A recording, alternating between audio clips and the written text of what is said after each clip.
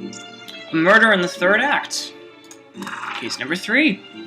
It's not just another night at the theater when the villain is killed on stage, and he isn't acting.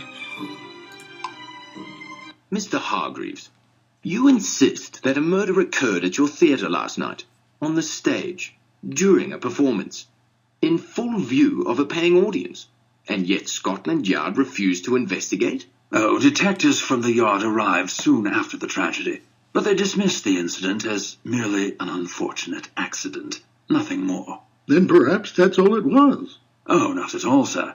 During his farewell performance as the villain in our most successful drama, Murder in Piccadilly, retiring actor Nigel Grumwald was shot dead in cold blood. And you say you have suspects? Oh, Mr. Holmes, everyone had reason to hate Nigel Grumwald. Oh boy.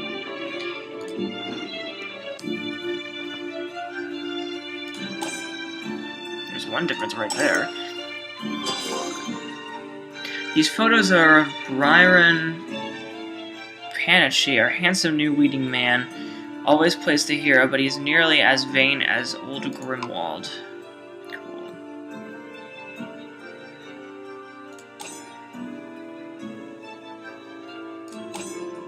Haha! My hat! Good.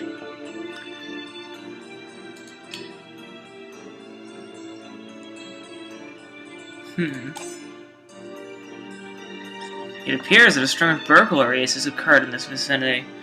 It says the Captain Warrington should be contacted at the local president.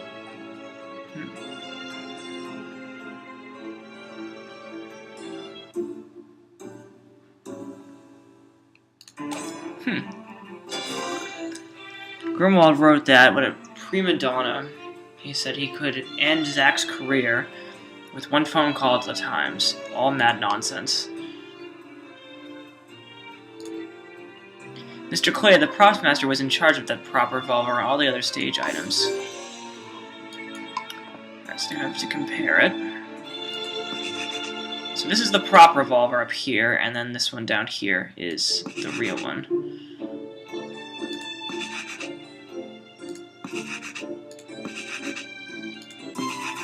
Sweet.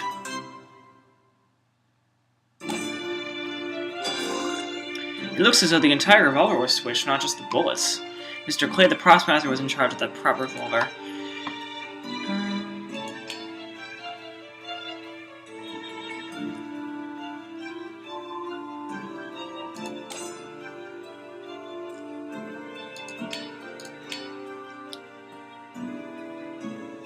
That's the other thing that's funny about this game, is sometimes you accidentally, you click on something and you mean to click on something else, but then you accidentally find an item.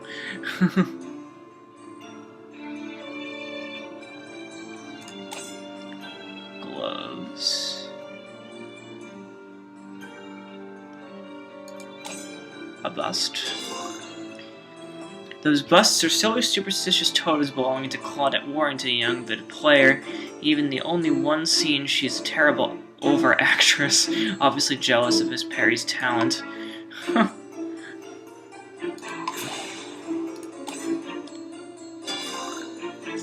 Ellen Perry, the lead actress, wears those gloves in every scene of the play. Sweet. The murder weapon is not just any genuine firearm, Mr. Hargreaves. It's a special issue London police revolver, one given only to precinct captains. And backstage.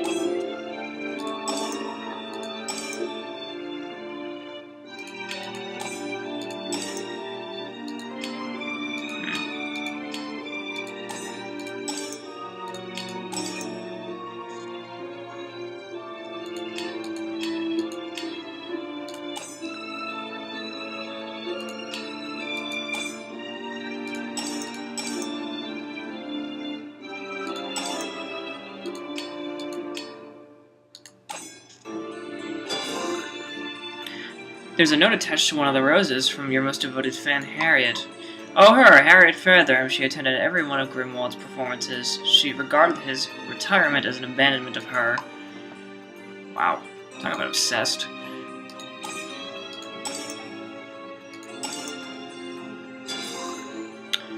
There's an amorous note accompanying the champagne from HMH. Who could that be? Margaret Hargraves. Yes, I'm afraid so. The calf and gloves are Claudette's French costume.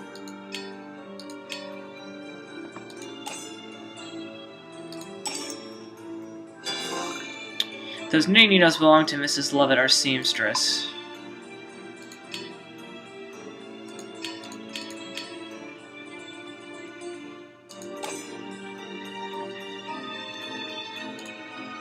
These pages, they're from a script from Romeo and Juliet. Someone tore them. Alright.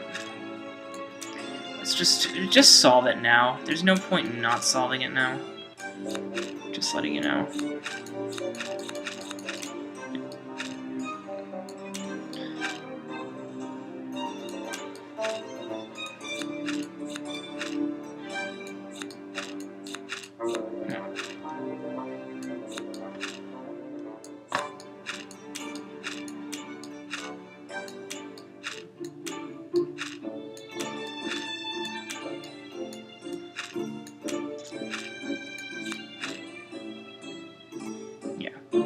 There's one page that's a script, another page that's not. There we go.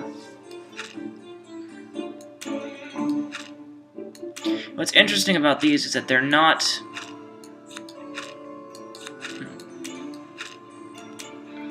They're not, like, full, so...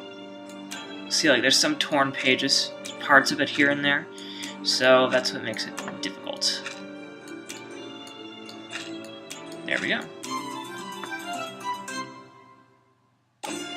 I understand that Grimwald had promised to make young Miss Harrington a star at the fashionable West End.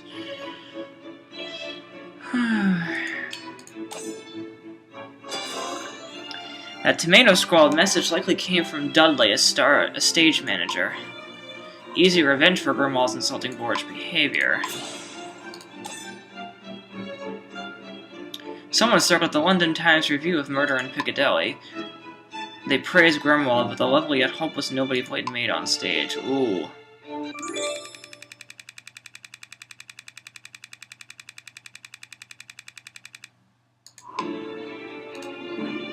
Alright, let's wrap this up here.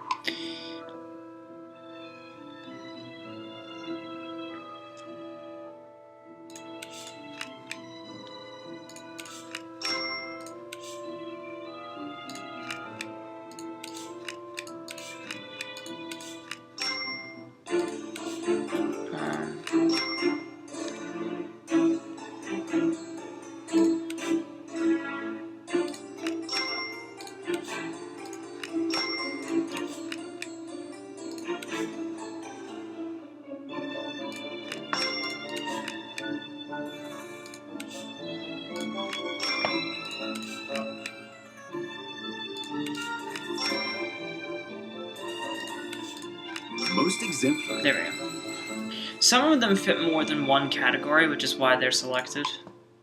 Alright.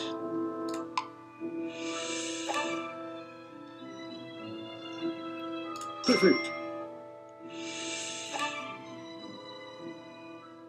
Righto. Righto. Yes. Perfect. Righto. Yes. You got it. Ah. It was the jealous actress.